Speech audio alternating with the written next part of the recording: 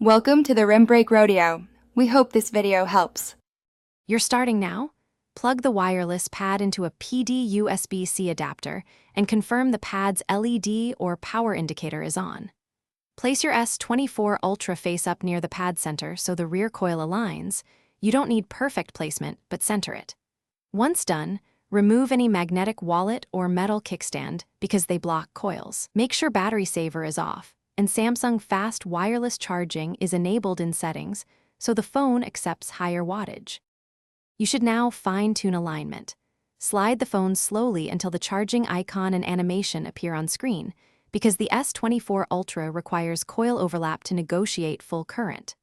Once you see charging, check device care right arrow battery, right arrow charging to confirm fast wireless charging is active. Make sure the pad sits on a hard, level surface for airflow. Phones heat up while wirelessly charging, and elevated temperature reduces speed.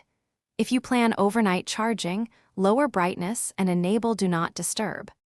You're finishing. Once the phone reaches your target percentage, lift it straight up to stop charging. Avoid dragging.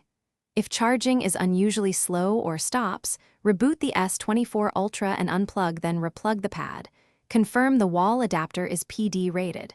Make sure the phone and pad firmware are up to date, and try charging without the case.